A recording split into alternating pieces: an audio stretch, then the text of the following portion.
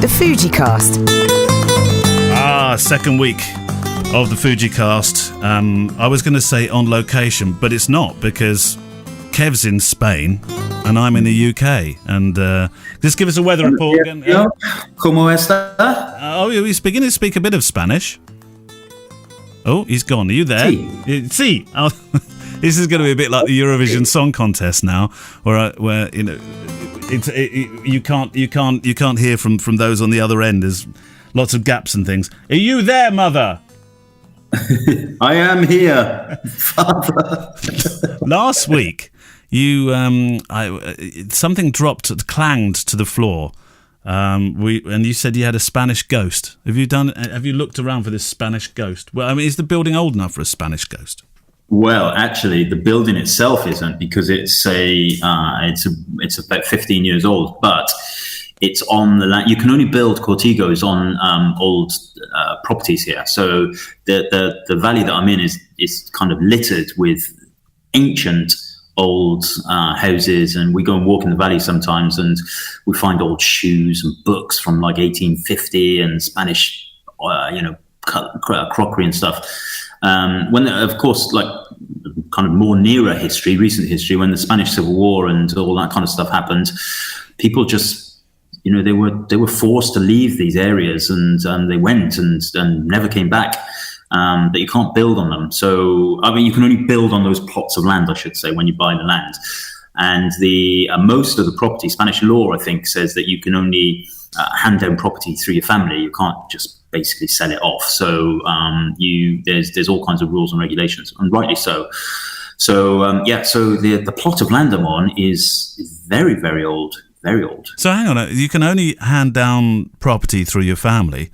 That means you're on for a nice little bit of a Spanish gaff there, Kev. No, not quite. Oh. Not quite. There's it's only kind of for the derelict buildings and all that kind of stuff. So, because you've often said to me that you think that this would be a massive place to have some sort of photo getaway. It'd be amazing, and I'm saving up 50 pence a week to try and buy it off Brian. Okay. And I think I'll get there. 50p a week, that's enough, isn't it? 50 pence a week. Might take you a little while. But by the way, if you wonder what the devil's going on and why Kev sounds like he's in a bathroom, he's in the living room in Spain. You go away for a whole month in August. It's that's something you've done now for quite a while, and to be applauded, a wedding photographer that takes the busiest time of the year off. But we thought we didn't want the show to lapse. We didn't want to take three weeks off while Kev was on his 4-week holiday. So we thought we'd record some episodes with Kev in Spain, myself back in Blighty in the studio, so that we didn't miss. We did this for you. We did this for you. So that you don't miss the podcast while Kev's away. So that was our idea, wasn't it, Kev? So it was indeed, yes, because actually the Facebook group and the Brighton meetup and the comments we get and the feedback and everything has been the listeners, the stats we're getting are huge. The listener numbers are huge. Well, I think they're huge, and so absolutely we must thank you all for sure. And I don't want to miss it anyway. I enjoy doing this. So it's important for us to keep it going. It's funny you should mention the Brighton getaway for the 10th of September. It's a Tuesday, the 10th of September. I got a couple of DMs saying, "Oh, why have you done it on a Tuesday?" That's because I'm sure they didn't speak quite like that, but actually because most of us are shooting weddings and stuff at the weekends, so it had to be a weekday. So apologies for those that couldn't get time off work, who aren't photographers full time maybe and would like to have been there, but if it's successful, we'll probably do another one, and then let's see if we can do it on a weekend. It might be a winter getaway somewhere. I don't know, into the valleys with Kev. He can give us a tour of the valleys in Wales. We're not going to Merthyr Tydfil though. No, not Merthyr Tydfil. No. So for obvious reasons, we don't want to bump into her again. Moving on. So the Brighton getaway is looking. Brighton meetup's looking really, really good. And we ship. Remind me of the times and stuff. We shifted the time, didn't we? So it's 11 a.m. now that it starts. And we currently, I'm currently with a bit of help in negotiations with a fish and chip place to do the actual podcast from. So we're going to do an as live podcast recording at midday. So the audience that we have there, albeit a nice, modest, small one, which will be great. We're all going to be around the microphone, and I just thought it'd be a really nice, a really cool episode. Something very different. We're trying to do some different episodes. So it's 11 a.m. on Tuesday, 10th of September, and we're meeting at the entrance to the pier. Entrance to the pier. Oh, yeah, that's very important. Entrance to the pier. Look for people with FujiFilm cameras, and you can't go far wrong. But you don't have to be a FujiFilm photographer to come along. Oh, no, that's true. Look for people with cameras. Edit. Look for people with cameras. Don't edit that bit. And you can't go far wrong. There we go. And also people with £1 coins in their hands, because I think you need a £1 coin to get onto the pier. Oh, is that right? Oh, okay. So. Yeah. You're doing Weston-super-Mare. I thought it was free on the Brighton Pier now. Or bring £1 just in case. Yeah. And then we'll do the podcast. We'll do a walk. We'll have a chat. It'll just be a hangout, and we'll have some drinks. And I think Neale and I are staying over the night, not together. Well, maybe in the same hotel. So we'll kind of we'll make an evening of it as well for those that are hanging around. Yeah. So we thought start with fish and chips, do a walk, have some beers, and then go for a curry. Everything always with myself and Kev ends with a curry, always. So anyway, let's grab some questions. You've got some there. Okay, Albie's just about to walk into the room. By the way, hi Albie. Say hello to Neale. Hello. Hi Albie, how you doing? Good. Have you been in the pool? Yes. Now tell me, is Dad ever in the pool, or is he just on a lounger, just drinking beer all the time? He's sometimes in the pool. Is he?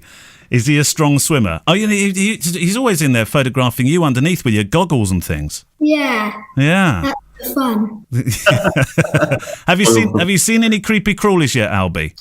Rosa's catching crickets. Right. I did catch a spider, but it was tiny.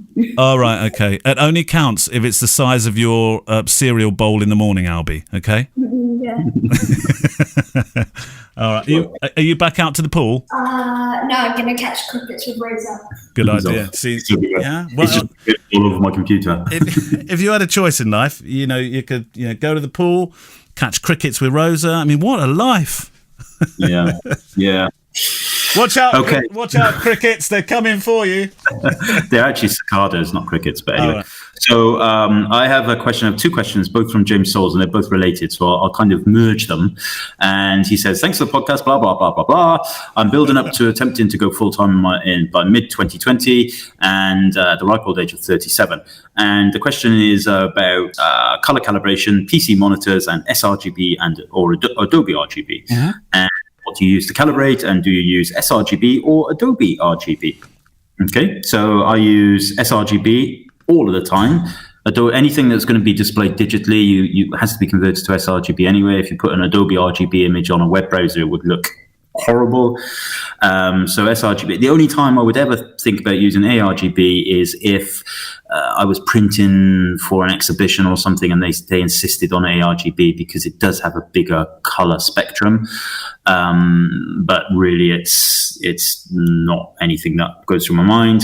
Calibration wise, I use the Color Monkey stuff from X-Rite Photo. And that's very good. It's important. I think it's important to calibrate my screen, my studio screen at least. I've got a big BenQ 32-inch SW 4K monitor, and I noticeably see it drift a little bit. So once a month or so, I'll calibrate. It takes about 20 minutes, and yeah, I think pretty standard. That's kind of. Although I think you said to me recently you don't calibrate any longer. I know that people are going to be, oh, what? No. I tell you why though, Kev, because iMac screens, they're almost impossible to calibrate. Could somebody write in and give a definitive idea on how to, because even when you speak to the experts, they kind of fluff around it a bit. IMAX screens are incredibly difficult to calibrate, I've found. Put in a regular monitor into one. Pardon? Into an Apple. Well, I could do. Yeah. I did. I had the BenQ one, but the problem with I had a massive Mahusive 32-inch BenQ monitor. It's the SW. It's the one you've got, I think. Yeah. But all it did was slow up video editing immeasurably because the refresh rate and everything, it just couldn't keep up. So you couldn't sync at all. It just wasn't syncing. BenQ too, don't they? They do the SW, which is specifically for photography, and then they do the PV range. Yeah. So I had the wrong thing. Well, I was trying to have something that would suit still images and video, and I think I went down the wrong route, really, to be honest. But that's the answer. Yeah, that's the answer. Sergio Fernandez. I thought I should roll in a Spanish-sounding one. Hi, Kev. Mm-hmm. Hi, Neale. Love the podcast. I was just on Kevin's YouTube page looking at videos. There's one titled Family Photography for My Wife. It seems like it's personal pictures with music and some videos for your kids. I adored the video. Would love to know what you used to make it. I'm a beginner photographer. Would love to make this kind of thing for my wife. Made me tear up knowing how fast my own kids are growing. Thanks a lot. Keep up the great work from Sergio. So what did you use, Kev? Well, for that one, I use Premiere Pro, and Premiere Pro is excellent for that kind of thing. Though you can do very similar things in Lightroom. You have in Lightroom. Don't know. Slideshow. Yeah. Pixeloo, Smart Slides is another option. I use that for my wedding ones these days. Lots of options, but you want to try and get something where you can match the beat of the music. That's the key thing. No, it's interesting. Yeah, it's interesting you said that Pixeloo one because what you now present to clients, I think, is really impressive. How does that work? Does it tell you how many images you can put in for a certain length of tune? I'm thinking it has to. It makes a lot of sense because previously when I was using Premiere Pro and stuff, I'd select the images first, then I'd go and find a music track, and then I'd be squeezing everything in or removing images. So for Pixeloo, Smart Slides, it's really clever. You basically pick the track first, which makes a lot of sense. Then it says, right, if you want to beat the music, match the beats of the music, you have to have 49 images or 123 images or whatever. That makes it a lot easier. You go and pick the images, drop them up to Smart Slides, and away you go. So really easy to use then? Yeah, very simple. It's of course it's subscription based, so there's a fee involved. Yeah, now this has changed of late, hasn't it? Because I had an email only last night. They must have had a few people whinging and moaning about the subscription basis of Pixeloo now. I think Smart Slides has always been subscription based. I think. Okay. But I think Smart Albums was fixed fee, and it's now gone to subscription. Although saying that, I basically pay it monthly. So whether that means it's subscription or whether I'm paying a one-off fee, but based over 12 months, I don't know. Is it expensive? What do you pay for it? It's about £11 a month. Oh, it's not too bad then. If you're running a business and you're providing. Because this is quite a good marketing thing for you as well. Because I would imagine if brides and grooms share the films that you make using that Pixeloo software, it's impressive. I would imagine that's a marketing tool. You could see that as a marketing cost. It is a marketing cost, and also it's saved me so much time because when I used to do them in Premiere Pro, it might take me a day to do one of those, and now I can do it in 20 minutes. So I still use Premiere Pro, of course, for my photo films, but then I'm mixing in the sounds of people talking, the ambient sounds from the day, and things like that. So at the moment, Pixeloo, it couldn't do that. It couldn't work with that. And so creating an actual narrative story. You probably haven't seen the one that I made, but it was when I made one for Sam. It had the kids sort of learning to read and all kinds of stuff as well. So there was an extra layer, and so that had to be made on Premiere Pro. Different kind of thing. But the more control you need, the more the Pro's better. Yeah. Okay. Time for one more question. Then we'll meet some listeners. Yours, Kev. Okay, so I have a question from James Bolton. It says, "Eye up, Neale and it says, eye up, Neale and James." Thanks for a great show. Yada yada yada in Kevin's voice. Okay, cool. This is a question that I'm hoping you esteemed and wise chaps can answer for me. This is what's happening, and it's tiny bit off-putting. Camera setup: XT3, any lens, manual mode, back button focus, center point focus square, no IAF, spot metering, Acros plus red, RAW plus JPEG. And what's happening is, so I'm all ready to take my photo, the camera isn't moving and I'm all focused with the back button, but as soon as I press the shutter button to take the image, then the image gets about a third of a stop darker, and it's the darker image that I now see in the image preview once the photo has been taken. I thought it was a spot metering thing, but then the camera is in manual, so it shouldn't matter, but for completeness, I ran it using all the different meter settings and it still happened. I then thought it was a button assignment thing, so I made sure that the shutter button was isolated, as in back button focus. I then thought it might be to do with the exposure preview setting. On or off makes no difference, so I'm at a loss and can't explain this. Can you help? James Bolton, up north in Sheffield, Yorkshire. What, do you want to answer that, Neale? No, not really. I thought, as you were reading it, I was thinking, it's to Kev answer this one. I'm just actually responding to Anna McCarthy, who's about to speak to us for one of the listener pieces. So, could you answer this one, Kev? Well, there's a couple of things that could be happening here. One is the exposure pick preview effect. I think is probably it's called something else these days in the XT3. I think it's called preview picture. Right. And if that's off, then that will stop you from seeing the preview in the screen. So it could be that. The other thing, sorry, I'm clicking my fingers drastically quick at Rosa. No, that's all right. Hi, Rosa. She's gone away again, though. Gone, yeah. I thought Rosa was out like catching cicadas or something. She was, I don't know what, she's come and got a box or something. So it could be that preview picked effect is one of the options. So if that's not on, you won't see the preview accurately in the EVF. The other thing, it could well be that when you half depress the shutter, what happens is the camera will stop down to show you the exposure, to show you the depth of field. So it could be that having a little bit to do with it.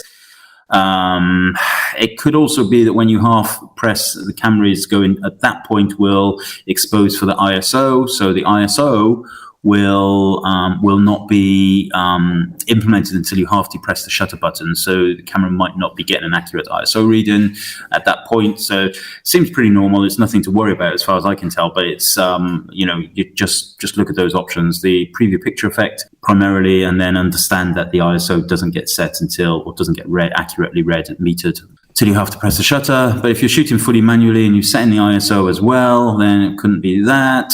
So, yeah, I mean, it could well be that the LCD or the EVF brightness settings are set, multiple things really. But I reckon it's one of those things there.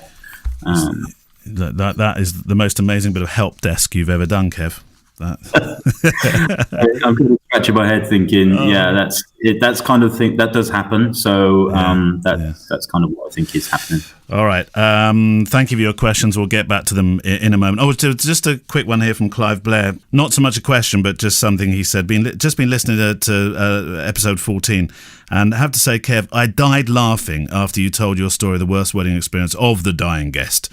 I've heard the story before, but this time, as you were telling it appropriately and out of respect for the deceased, slowed down while relating the sad part, an old lady dropped dead right in front of me, sadly. That part of the story I could take, but then you added, and she didn't recover from being dead, but she'd had a nice day. It was straight out of Monty Python. Loved it.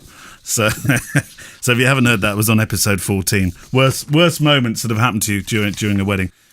So we had an idea of meeting. It's like a listener meetup before we even get to Brighton.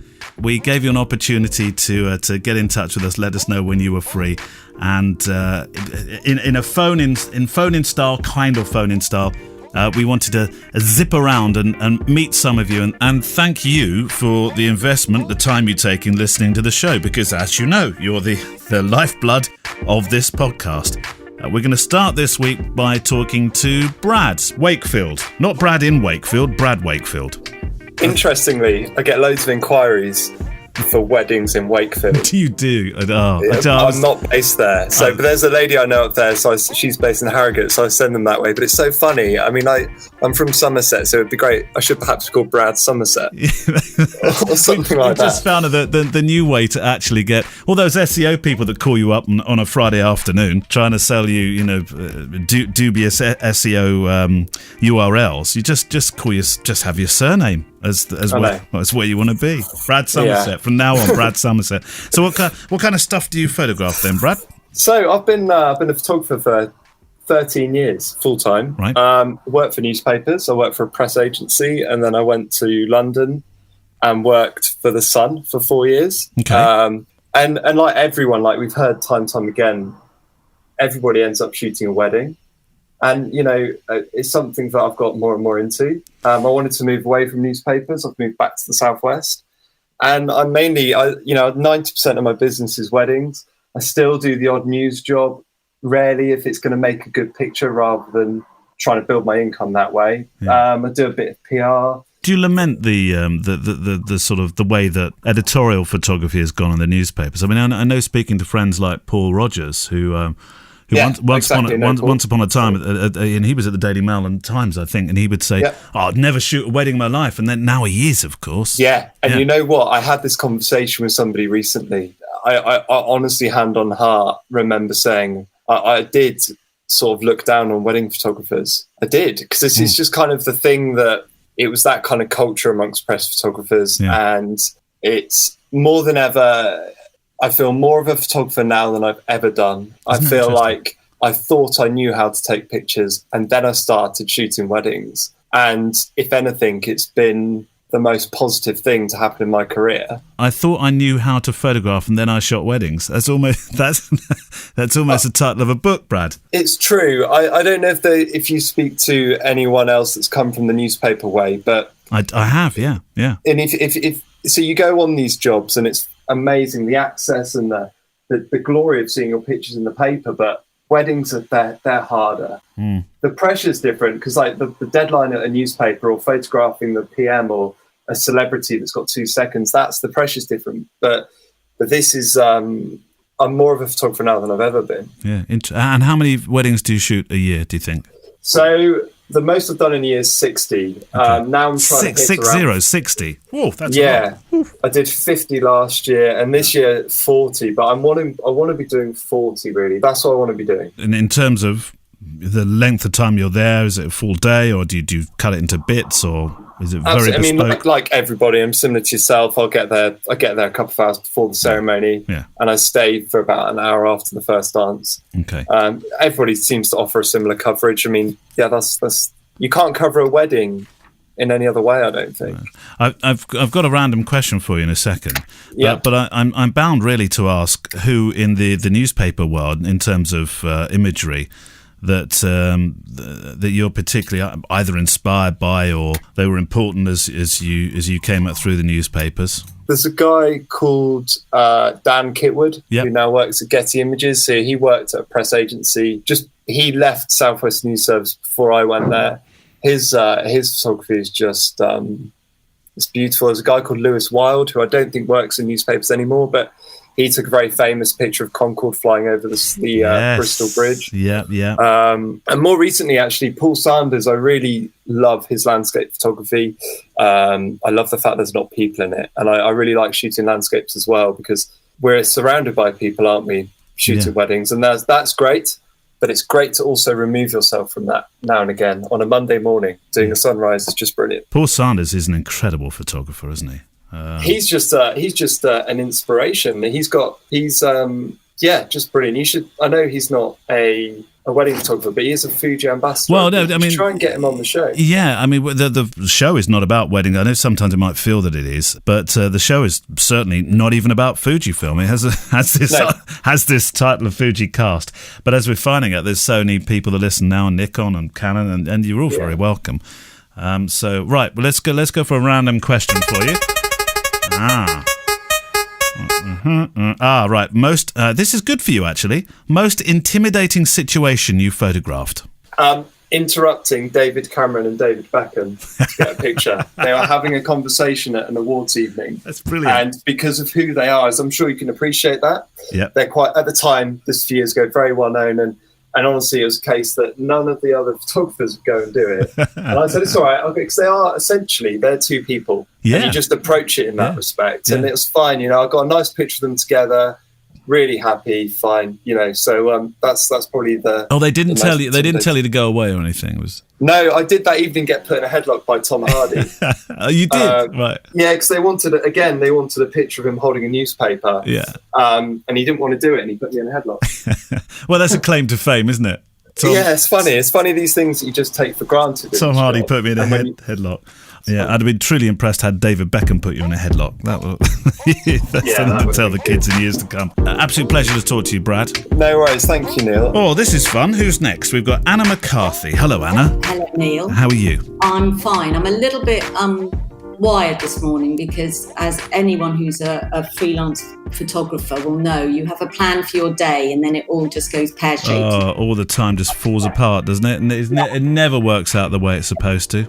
So I'm now sort of slightly playing catch up today, but and thinking, oh no, maybe I'm not having Saturday off after all. Is it too rude to ask what's happened? Well, nothing major, but it's just that I thought I'm going to get up, I'm going to finish this album that I need to do. I'm then going to go and do some shopping, and I'm going to put the washing on. Then I'm going to come back and I'm going to see the guy who I'm working with to do some workshops and schools with photography. So that happened. But then in the meantime, I then got a call from two clients, one wedding, who wanted to come and see me today because she wants me to shoot her wedding in 3 weeks' time, and I'm going on holiday for 2 weeks at my peril next week.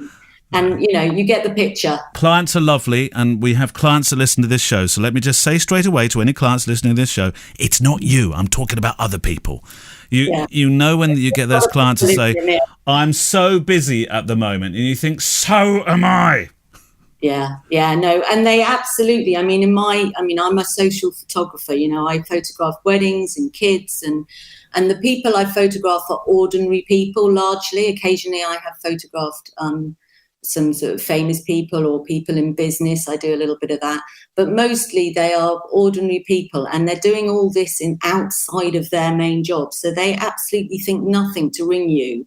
Or text you at kind of 11 o'clock at night, and you have to make a decision as a photographer as how available you're going to be. And of course that is very related to how well you're doing, because if you've got lots of work, you think, bugger it, I'm not going to speak to this person at kind of 10 o'clock at night when their kids are in bed. But on the other hand, you don't like to turn work. You're hardwired not to ever not speak to someone about a job. Yes, it's not a 9 to 5, is it? Half the battle is being able to, in 5 minutes, without wasting too much of your time, to really educate your client when you first have that point of contact with, what it's really, I guess a bit, you're taking a real interest in them at the same time as educating them as to what they're getting from you. That's what I tried to do. I think, I'm getting things wrong all the time. I've been doing this for 15 years, and my kind of main thing that as I'm sitting listening to the podcasts, I'm thinking, here I am. I've been doing this for this many years, but I still feel like a beginner in so many ways. And obviously with the changing technology, and I haven't even gone mirrorless yet.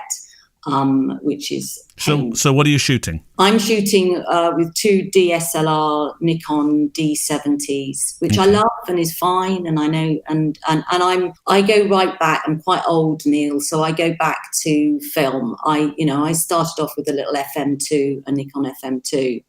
And was shooting my weddings with film, and then I very quickly went over to the digital. But I've always had that full frame 35mm mentality. It was a painful thing when we had to dip into the DX before we got the full frame digital. Yeah, I remember that because I was in the Nikon brand right at the start of that digital journey. Yeah. I did see something on your website, which I'm a massive fan. I'm afraid I would have been a right quivering jelly if I'd have met Michael Palin. Oh, yes, Michael. What was he like? Tell me nice things. Michael, I've known for a long time. He doesn't like to be called nice. That's his worst thing. As I think someone once said, Gary Lineker, the Queen Mother, and Michael Palin are the nicest people in this country. And Michael is very amusing about it because he said, if one more person tells me I'm nice. I'm going to scream. But the fact of the matter is, he is really, really, really nice. Don't let him hear you say that. But no, it wasn't my photographic acumen that got me to photograph Michael. I knew him in my previous job. So for my 20s, I did English at university. So I'm a very archetypal middle-class girl. I did English at university. I came out of university, didn't know what the heck I was going to do. And I joined the BBC. Right. And I became an editor and a commissioning editor. And then I left that, and that's when I started to do the photography. And it wasn't, I am not one of these people who picked up a camera that my dad gave me when I was 5 and got hooked.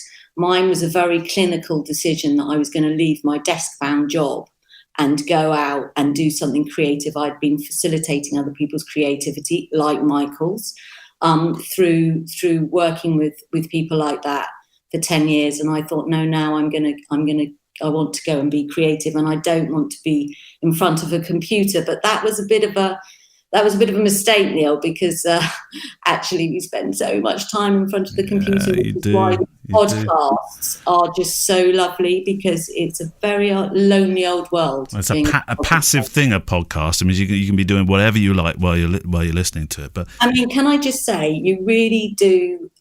Perhaps it's hard for you and Kevin to understand, or maybe it's not, because you probably listen to them yourselves. But you've got each other, so that's nice. You see each other every week to do. I presume you're together physically. Oh yeah. When we do the studio ones, I mean, I know with the Spanish ones at the moment, he's drinking beer and he's on a sun lounger. Stick in your throat, having him sitting in a bloody lounger. I know.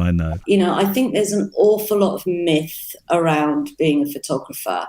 And I think and I understand why it is, because it's very saturated. It's very hard to get work. You do need to invent yourself to the market and to other photographers as a positive person. But there's no doubt about it. It has its downsides. And one of them is that it's, if you're not in a partnership with someone, i.e. either emotionally or even and what I really mean is, two photographers working together. It's, there's a lot of graft and it's a lot of stuff on your own, and you have to be incredibly. Well, it can be a very lonely business. That's for sure. Yeah. And I think these podcasts are fantastic because they really, without you having to go to SWPP or go to. And I'm hoping to come to Brighton, but without, you can really feel that you're in this community. So thank you. It's great. Oh, it's our pleasure. We really enjoy it. Right, I'm gonna do a random question for you. Are you ready? Yeah. I'm gonna randomize this. Here we go. It's worst shoot ever. I'm sorry, you've got a stinker. I'm just thinking off the top of my head, which is probably my first wedding ever. Right. That I did. I mean, I've got loads of worst shoots, but just to be pithy and to think off the top of my head, only because I put it on the Fuji Facebook group the other day, was when I went to my first wedding and I rolled up. I was terribly nervous. I think I was shooting on film. Right. And I'd met the bride, but I hadn't met the groom. And the groom was a lot older than the bride. And I said, "Hello, you must be the bride's dad." I think I've done something similar. No, I'm not. No. So you can imagine that wasn't a very good start. Anna, thank you very much for your time. Oh, well, it's nice to speak to you, and thank you. Next up, we have Brian from Canada. See, Brian, I still do a little dance because, this ability to talk to people around the world, I'm still like a kid, really, in a sweet shop. And you're in what part of Canada are you in? Brian Caporici sounds very Italian. That's a good Irish last name, isn't it? Yeah, I'm not far from Niagara Falls in Ontario. That's the closest milestone I can think of. So how long have you lived there? I grew up in Niagara Falls, so I've been here my whole life. Yeah. Right. It's another one of those, I bet everybody says this to you, it's another one of the tick off the list areas to go to. Victoria Falls and Niagara Falls, and I think I've done as many falls as I need to do. Yeah, there you go. So tell me about your photography, what your genre is, and where you are with it. Yeah, for sure. I've been a full-time wedding and portrait photographer for 13 years now, actually. Just kind of really focusing in on that. And my previous employment or my previous job was a student, so I was right out of university, actually. Straight in the into middle of it. university. Yeah. I got right into it. Is filmmaking a part of that as well? So movies, no, I did it for a little while, but that's because I had a employee that was into that side of things, and so she handled a lot of that. And as soon as she moved on to other things, I just said I can't manage that. It's a totally different art form, so it's not in my wheelhouse. So what does the studio mainly deal in then? Like mostly weddings and portraits. Mostly weddings and portraits. Yeah, just photography. And the interesting thing is, like, over the years, it's obviously like evolved, but in the last 5 years or so, I've actually moved a lot into the teaching space to photographers. And so now I have a company, Sprout Studio, that we have a software and an education platform that teaches photographers about business. And is the workshop and business of business, is that strong? Yeah, well, I mean, the software company itself is full time. We've got 9 full time staff here, so we're super swamped with that. But still doesn't take away from my passion for photography. That's for sure. Now, I'm sensing obviously a very good microphone. My ears are thinking, that sounds a little bit rich. Do you have a podcast in the company too? We do, yeah. We have. It's called The Business of Photography. I'm going to look it up now. The Business, and you have 400 episodes. New. Yeah, 401, I think. Yeah, 401 episodes new, exactly. So you're still learning. Always learning, always. I think that's technology, that's photography, that's like human nature, right? Is to just always seek new things and always be open to learning. So 400 episodes then. When did you start that? We started that in 2014. Okay, so you're not the earliest adopter, but you're roughly sort of halfway through maybe 2/3 way through the flight, aren't you, really? Yeah, I think like if you look at sort of the adoption curve, it definitely wasn't mainstream, but it also wasn't early adoption at that point. Yeah. Since then, obviously, they've become a lot more mainstream, and I think it's great because podcasting is such an awesome way to consume education in like more of a passive form. And where do you see podcasting going? I mean, some people will say, "Oh, there's too much of it," but of course, when you compare it to something like YouTube, it's a small little stone in the pond, isn't it? Yeah, I think the biggest thing that's missing in podcasting that I just cannot believe someone hasn't figured out is a deeper level of engagement and sort of involvement in a podcast. Like, wouldn't it be great that while we were talking right now, if I mentioned something, whoever's listening to us could pull up their phone and like see what I just said, or click on a link that references what I just said, or join a community discussing, this tagged point in the episode. Like there's no engagement there. It's just still what it was 20 years ago, which is like, it's an MP3 file that you download to your phone. It's an absolute pleasure to talk to you. I'm going to give you one of our random questions. Not so random question. Are you ready? Let's do it. Let's spin it. Here we go. One piece of kit you'd love to own. There we go. Look, I've just given you a checkbook. It's as big as you want it. The Fuji Class W film camera. Would you? Yeah. And why? I'm looking for I shoot a lot of film, and I'm looking for something that's more in the point and shoot realm, but still gives me a good optical quality and a good autofocus speed that I can use just to kind of photograph the kiddos and document our daily lives with the kids on film. So is shooting film something you do for the romance of it? And how much are you shooting? Yeah, like I'm shooting a ton of film right now, but okay. I shoot medium format Hasselblad, and I've got a Leica and I've got a Nikon FE, but all of it is manual focus. And I would just love something I can just throw in my pocket and take to the park and not have to worry so much about, fiddling with all the settings and just be able to just, make images. Well, here we go. And there's a check. Take it away and I'll keep an eye in the mail. I appreciate that, Neale. Go and buy it. Well, it's been an absolute pleasure talking to you. You live in one of the most beautiful parts of the world by the sound of it. Yeah, it's great here. It can't be difficult selling a good wedding story where you are. We've got the vineyards here too, a lot of wineries. So there's a big industry there for the wedding space, which is just beautiful to photograph in. The trouble is, I'd be in the vineyard getting drunk. I think I wouldn't be able to take any pictures. Hey, where's our photographer? He's over there, over the hill. You don't need him. You won't see him for dust. You can get some creative shots that way, Of the earth, probably, yeah. That's right. Thanks for your time, Brian. Hey, no problem. It's my pleasure. I think we'll stay west this week. We'll stay west for our last couple of calls. Next up, we'll go to New Jersey. I always feel I should go New Jersey, but that's New York, isn't it? Not New Jersey. New Jersey, you speak so much better than New Yorkers, don't you? Well, don't make fun of New York either, because I'm originally a New Yorker. Oh, you're a New Yorker. Oh, right. So what part of New York then? I'm from Brooklyn originally. Okay. Oh, the proper part of New York then. Oh, yes. Yeah. Oh, yes. And then you moved out to New Jersey. Yep. My husband and I were both from Brooklyn, actually, and we decided we wanted a backyard and space, so we ran away from New York. Rivki Locker, you're a portrait photographer, going by your website here. Any weddings? Nope, no weddings. And actually, my pro work is kind of on side burner now, but I still get to do a lot of portraiture and family stuff.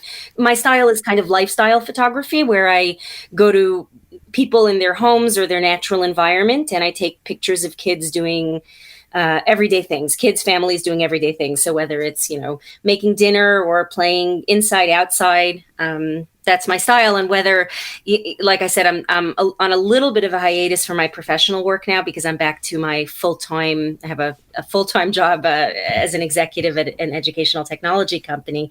But,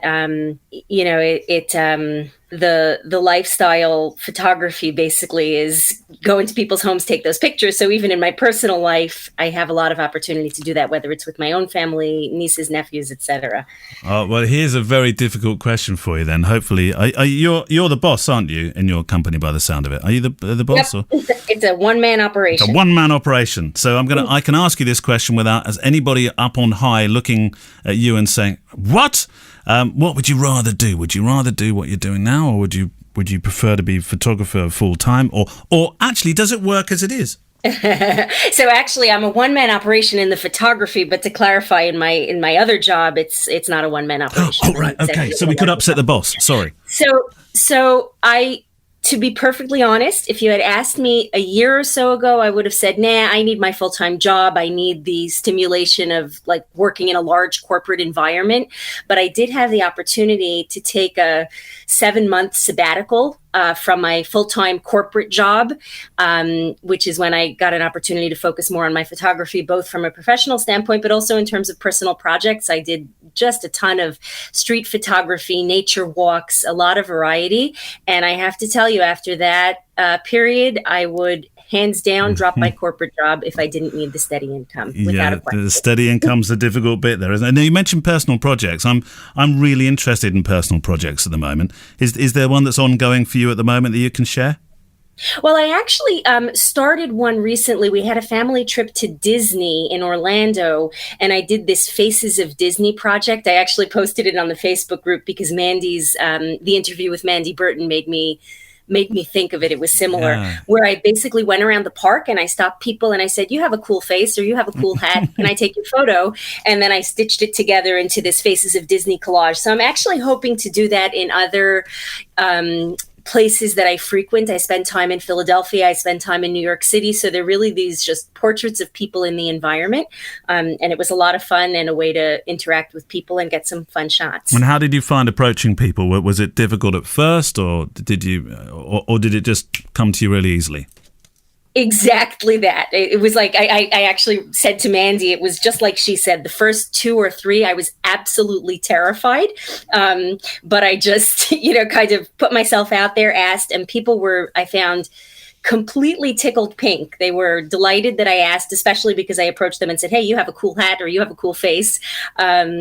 And it definitely got easier. I got only one rejection, and I think that one was a language barrier. I think she didn't understand. She thought I was trying to sell her something. Yeah. Otherwise, everyone was delighted. And actually, I was surprised, even kids. I was most nervous about approaching parents to ask if I could photograph their kids, because I thought there might be some concerns there. But I got almost no no's. Like I said, just one no. It's just being brave, isn't it? And I think your approach is right. I think if you go up to somebody and say you've got a cool face, or look, I love the way you look, then there's the flattery that plays there as well. Absolutely. Okay, well, we're going to run a random question by you. Are you ready for this? I am. Randomizer. Here we go. And it's going to be a lens you can't live without. Okay, so can I give you one for the X series and one for the GFX? Go on then. Oh, you've got a GFX. I am blessed. I'm salivating with envy. Okay, so for the X series, I'm going to have to go with my 35 f1.4. It's the lens that is almost always attached to my XT30. Okay. And it's actually what I used for my Faces of Disney project. I'm going to say magical, which I know is an overused word with that lens, but it's got this almost medium format, amazing contrast. I just love it. People love it. Do you know, I got rid of my 35, the equivalent of 50 millimeter. I just, for some reason, on all my Fujifilm experiences with a 35 millimeter have not been good. I don't know why. And Really? Now I'm beginning to wonder if it's me, because, well, I am wondering if it's me, because you're the third or fourth person this week that said, I love this lens. I'm thinking, Is it the focal length? Is it the focal length? I don't know, because when I shot Canon, I mean, the 50 mil was one of my favorite go-to lenses. But strange. It's me, Rivki. It's me. Must be. Couldn't possibly be the lens. And on my GFX, I'll have to say the 110 f2 lens. I wondered. I thought you might say that. All right. Yep. Rivki, great to chat to you. Thank you so much. It was great to meet you in person. Finally, then, before we get back to Kev in Spain, who will have had at least a dozen cervezas by the time we get back to you, Kev. We've got Tim. Now I know Tim. Tim, we're familiar with you. Is it Tim? Is it Timothy Bynner or Binner, or how do I pronounce your name? Well, it's Tim, unless I'm in trouble. But the last name is actually Bindner. Bindner. All right. I just say Bender. So Tim, not Timothy. No, you're not in trouble. So no. Tim. So tell me, whereabouts in the States are you? I live in southern Indiana, close to Louisville, Kentucky. All right. I know nothing about that area. What's it famous for?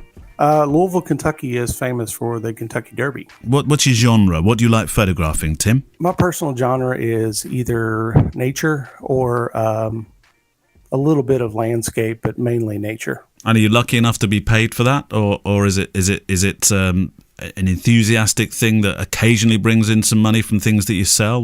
How does that work for you?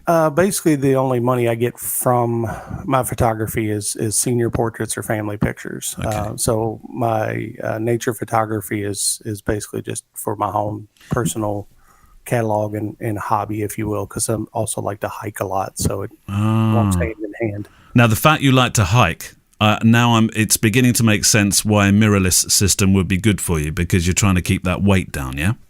Yes, sir. Yes, sir. Yeah, it makes a world of difference. I came over from Nikon, and just the weight difference was the main thing that drew me to Fuji, and just like you said, the weight and just the fact that the pictures were much better with what I had. So, what do you keep in the bag then, Tim? Take me through a Tim Binder camera bag that you would take out on a hike. Well, I actually have two bodies. I have the XT2 and the X100F. I just recently got the X100F, so I usually use that on my street photography stuff. But when I'm hiking, I use the XT2, and I only own 3 lenses. I own the Kit 18 to 55 lens. It's a brilliant lens. Yeah, I love that lens. The 35 f2. Yep. And I actually have a Yashica 50 millimeter vintage lens, if you will. So everybody's talking about vintage lenses at the moment. I must get myself a vintage lens. Obviously, Kev talks about it. You've just talked about it.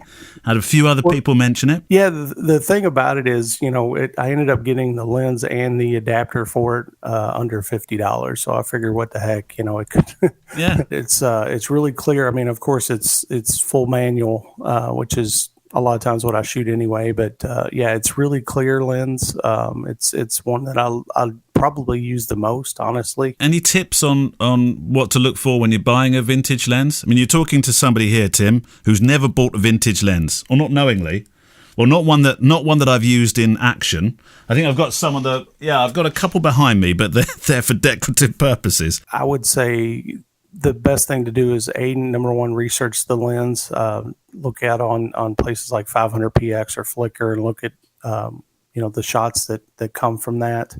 But also make sure that you have the proper mount for your camera. Yeah. So that the actual lens itself will work. You've got a random question coming up. Let's randomize that randomizer. So, yes. Best photography book you own. Perhaps the one you most look at. Ooh, boy. I would say I don't have a whole lot of them, but I have bought one from somebody that you interviewed not too long ago, Sean Tucker. Yeah. I have the collection one. Have you got two yet? I haven't gotten two. Actually, I need to order that because I know he's probably going to be shutting that down soon. Yeah, I think he ordered. There were only 1,000 of number one, weren't there? And there were. I think Correct. He did 1,500 of number two. Yes, maybe more. Maybe did another run on that. I'm looking in my. You'll love this, Tim. I'm looking up to my right hand corner. Well, not that you can see it, but I can see. I've got the volume 2 there. It's right in front of me. So I would get on that as soon as you possibly can. Okay. Well, the cool thing about the volume 1 is I actually got it for my 50th birthday, and he autographed it for me. So. Oh, fantastic! Well, he's just one of the most incredible, generous people you'll meet, and in terms of his time, and so. Really, I interviewed him for the Breathe Pictures podcast, and by extension, we used it, of course, on the FujiCast as well. I must admit, when I went to leave Tim, he said it was almost like he said, "What? Aren't you staying a bit longer?" I felt like I'd outstayed my welcome as it was. But Tim, it's been an absolute pleasure talking to you. I'm glad we see your emails pop up from time to time, and I'm glad at last we've been able to chat. So pleasure talking to you, Tim. Yes, I much appreciate it myself. Thank you so much. And thank you so much to everyone who put themselves forward to have a chat with me on the show during this summer special while Kev's in Spain and I'm in Blighty. We've given the interviews a rest for a couple of weeks. We thought we'd talk to you, and then we're coming back with loads more interviews when the regular, if you like, podcast show starts up again in September. So let's go back to Spain, go back to Kev, and back with the questions. Robin Chun, Kevin, not so long ago, you did a video on your favourite camera bag. Was it a Wotancraft, a Woodencraft? What was that bag? I think it's pronounced Woodencraft. Woodencraft. Yeah. And is that your favourite camera bag still? It's my favourite. Well, it's the one I use for street when I'm not doing workshops and stuff. I have to kind of lug so much around. But yeah, I still use it. It's not the one I use for weddings. I still use my Magnum. Oh, your Magnum thingy. Yeah. Okay, so your question, Kev. It'll be a slightly shorter second part, by the way, boys and girls, because Kev's got to go on a beer run. They've run out of beer. Again. To get hungry. Okay, so actually, this don't blame it on the children. You need more beer. This isn't a question as such. This is just a really lovely story, actually, from Ben Pollard. Yeah. Hi, Neale and Kev. Thanks for such a great show, wonderful content, etc., etc., etc. Nice friends, blah, blah, blah. It interested me in the last episode where you discussed late cancellations, as I recently had a same-sex couple split just 4 weeks ahead of their marriage. I don't know what that was, probably 4 or 5 weeks ago now we talked about this. I was asked to refund but stood by my contract. There was no argument, but was asked to attend what became a party for the one girl and a small party of close friends and family. Oh. My fear that this would be a rather depressing drink fest to wash the tears away was completely unfounded. I spent a wonderful evening with a bunch of Liverpudlians singing karaoke, and the only tears were ones of joy. What should have been 70 people turned out to be just about 25. Maybe a little costly exercise, but at least she will now know who's more important in her life. Highlight of the evening was her mother and mother's best friend dancing to Seamus Moore, My Little Honda 50. So I thought that was lovely little story. And, it's great when people can, try and see if Gemma was here now, she'd absolutely crack herself up. Try and see the positives in life. Yeah, they had a nice party all the same. Look, just going back onto that cancellation thing, because in the Facebook group, and if you haven't joined it yet, there's a FujiCast Facebook group, and it's really growing nicely now. Some great people in there. We've set some rules of late that it just doesn't become somewhere where you go in and drop a picture and run off again. There's loads of groups that do that kind of thing. But if you want to talk about particular images, then fine. If you've got a problem and say, what's happening here? That's sometimes easier to do in there than ever it will be on this particular show. But I noticed in there somebody was talking about cancellations and how they tackle it. How do you tackle cancellations then if they're quite close to it, Kev? Would you never had one. You haven't. No, you haven't. But what would you do? Would you see through the contract and saying, I'm so sorry, there's only 2 weeks to go, you owe me all the money, or would you take each case by its merit? Yeah, so if I think we mentioned this, if somebody called up and said, look, we're getting married tomorrow, but there's been a desperate illness in the family and we're postponing it, then of course I'm gonna I'll lose out massively, but financially, but my ethics, my personal ethics are more powerful, and I would just kind of say, okay, I'm really sorry and I hope everything gets better. However, if they call up and say, the bride has changed their mind, or the groom's changed his mind, or, they've just decided they can't afford it, then I'd be like, actually, no, sorry, here's my invoice. That's it. Really? Okay. So each one is definitely on its merit. Yeah, but luckily I've never been through that, so hopefully I won't. Graham Bell, this is actually my second question. Graham, you slipped through twice. You can slip through as many times as you like with questions. This is actually my second question. It's regarding viewfinders. You've both moved over to mirrorless with Fuji, but just wondering if you've tried cameras without viewfinders and what your experiences were. Since moving away from DSLRs, I've exclusively used cameras without viewfinders, which is actually pretty natural, as this is how people compose images on mobiles. For example, the Ricoh GR, which we mentioned a couple of weeks ago, I think, is a great camera, no viewfinder. Am I missing out on not having a viewfinder? How does a viewfinder suit your style? That's from Graham Bell from 1,000 Images. So, I find it very hard shooting without a viewfinder. And even when I'm videoing with the XT3, and this might be because I like another point of contact with the body for stability, and sort of tucking your arms in and bringing that camera into your eye gives me a lot more opportunity to keep that camera steady when you're in a run and gun scenario. But even in video, I tend to use the eyepiece. I find it difficult. I don't know why. I find it. Maybe it's because I personally find that I'm distracted by everything going on. It's like a massive rangefinder when you can see the whole world around you. That I need that viewfinder to isolate the picture so that I can really sort the wood for the trees and see what I'm trying to compose. I don't know about you, Kev. I agree with you. However, the X70 doesn't have a viewfinder, so I love using that and never use a view. It does have a viewfinder you can attach to the little, what they call it, where you stick a flash. In the hot shoe. Yeah. My mind is drifted. Beer. It's not good. It's a terrible thing, actually, that little viewfinder they made. So I never use that. So the X70 doesn't have a viewfinder. I often find myself using the flip screen on XT3 and stuff like that. And of course, I do a lot of zone focusing, shooting from the hip, shooting from the chest. So if you prefer to use a viewfinder, I mean, when I'm doing my street photography workshops, I encourage people to actively not use the viewfinder because you can see so much more around the camera. When you're in that little window of that little tiny TV window of the viewfinder, you can only see what's in there. You can't anticipate. You can't see anything else. So I actively encourage people not to use that for certain things. And it's horses for courses again, isn't it? It's what you prefer, I guess. But yeah. Right, you've got one more question then. It's Cerveza time for you. Yeah, so I have a nice little question also from Greg from Huddersfield. He says, hi, Neil and Kevin. Love the show as always. I look forward to every one of them. And the reason why I'm reading this whole bit out is because he says something really nice. He says, I now class you both as friends that I haven't met. If that doesn't sound too weird. That's really nice. Maybe we'll meet you in Brighton, Greg. So anyway, here's my question. What do you quote as the lead time for delivery of wedding photos? I'm sat here frantically editing as fast as I reasonably can to meet client expectations.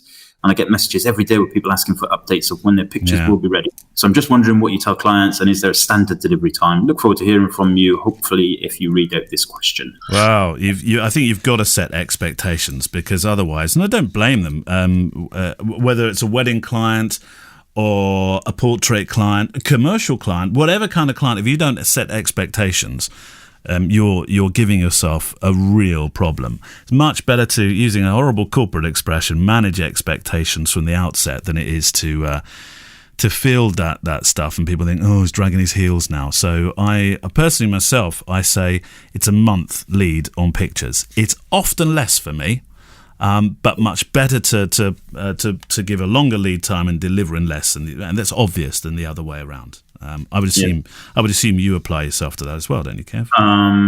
6 weeks. Sometimes I don't hit that 6 weeks, but I do try. And I do also get those questions a couple of days after the wedding. Can you just send us a couple? And actually, my reply is usually pretty standard, and it's along the lines of, if I start dipping in now, I'm going to be rushing those images, and I'm never going to be compromising quality. So I will edit them when they are, when I'm ready to edit them, and I will be doing my 100% best job of them. If you force me, if you rush me, then they won't be as good as if you let me get on with it normally. So that's kind of the message I give to the clients. But yeah, 4 to 6 weeks I think is absolutely reasonable. But like I say, at the end of the day, you have to do your best job, and if it takes you 8 weeks for whatever reason, then it's better to do a really good job in 8 weeks than it is to do a not very good job in 2 weeks. I always say, actually, when somebody starts asking for stuff very quickly, knowing that it still has the 4-week lead time, I always say, no, let me surprise you, in a kind of cheeky way on email, and usually that works, and people are like, oh, right, Neale, okay then, and that's a nice friendly way to do it. Ex-weddings, Kev. We didn't mention it last week. I don't think we mentioned the Brighton thing, but we didn't mention ex-weddings. So ex-weddings, how's it going? Okay, yeah, we still got tickets to sell, obviously. The 2-day, the individual workshops, Voita's workshop and your workshop, are selling well. So, in fact, I think Voita, there's only a couple of tickets left.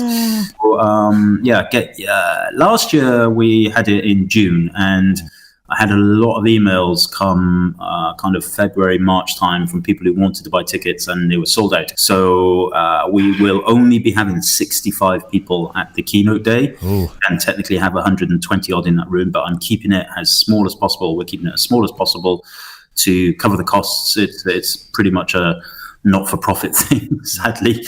But I really want it to be a small and really nice feeling to it, rather than it be, a whole load of strangers in one room. So tickets are selling, and I would strongly advise you to, but of course I'm going to say that, but strongly advise you to get the tickets sooner rather than later if you are intending on coming.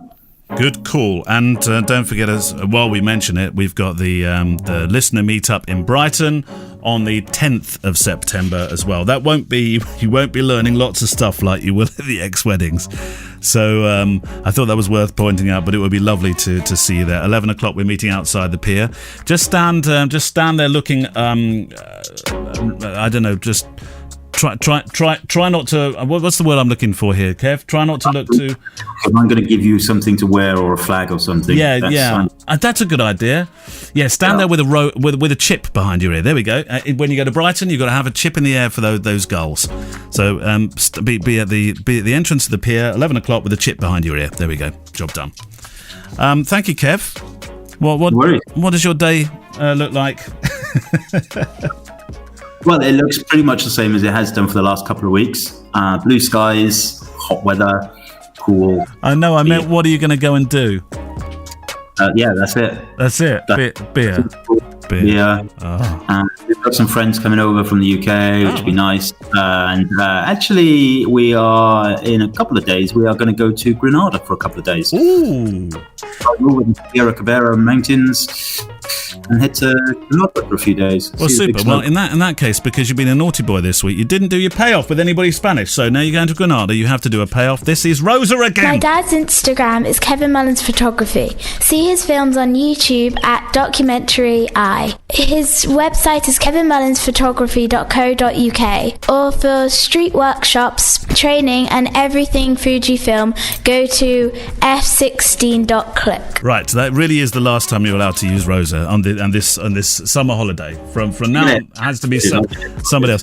Thomas this week for me. My dad's Instagram is Neale James. See his films on YouTube at Neale James Photo. His website is neiljames.com for pictures and one-to-one mentoring. And you can hear his other photography podcast, which is called Breathe Pictures, wherever you get your podcasts. Oh, and don't forget his name is spelled Neale. Right. Have a nice day, Kev. Drinking cerveza, chasing cicadas. He's already, have you already gone? Nice one. What do you say? Buenos dias? Oh, no, it's not. How do you say goodbye again? Buenos dias is good morning. But goodbye, Kev. Goodbye. You've learned absolutely nothing. All you've done is say that. Go on. I have it sorted. There. In the next 10 seconds, Kev, the music's running out. Adios, amigos. Adios, amigos. Indeed. Adios, amigos.